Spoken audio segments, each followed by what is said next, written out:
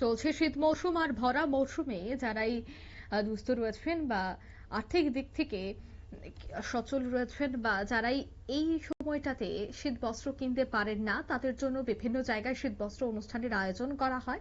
ঠিক তেমনি চণ্ডীপুর বিধানসভা কেন্দ্রের বিভিন্ন চা বাগানে কাজ করা শ্রমিকদের মধ্যেও আজ শীত বস্ত্র বিতরণ করা হয়, কম্বল বিতরণ করা হয়, যেখানে স্থানীয় বিধায়ক তথা মন্ত্রী টিঙ্কু রায় তিনি উপস্থিত ছিলেন। ওনার ব্যক্তিগত উদ্যোগেই এই শীত বস্ত্র বিতরণ অনুষ্ঠানের আয়োজন করা হয়। সকাল 9টা থেকে এই কম্বল বিতরণ অনুষ্ঠান শুরু হয়। কম্বল বিতরণ চলাকালীন মন্ত্রী টিঙ্কু রায় সংবাদ প্রতিনিধিদের এক সাক্ষাৎকারে জানান যে প্রচন্ড ঠান্ডার কবল থেকে রক্ষা পেতে চা বাগানের শ্রমিকদের জন্য এই সিদ্ধান্ত নিয়েছেন।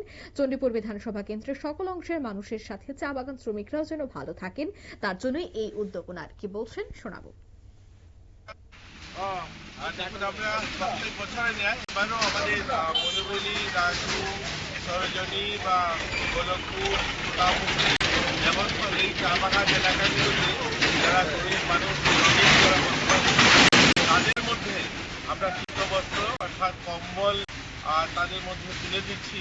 আমরা সকলে চাই যেন সকলে ভালো থাকে, আর এটা আমার একটা ক্ষুদ্র প্রয়াস সবাইকে ভালো রাখা। আপনারা শুনলেন মন্ত্রী টিঙ্কু রায় তিনি ঠিক কি বললেন। তিনি বলছেন সকল অংশের মানুষের সাথে যেন বাগানের শ্রমিকরাও সঠিকভাবে থাকতে পারেন এবং তাদের যেন কোনো ধরনের অসুবিধা না হয় তার জন্য কিন্তু এই শীত কম্বল বিতরণ অনুষ্ঠানের আয়োজন করা হয়েছে। নিয়ে নিচ্ছি ছোট্ট একটি বিজ্ঞাপন বিরতির সঙ্গে থাকুন।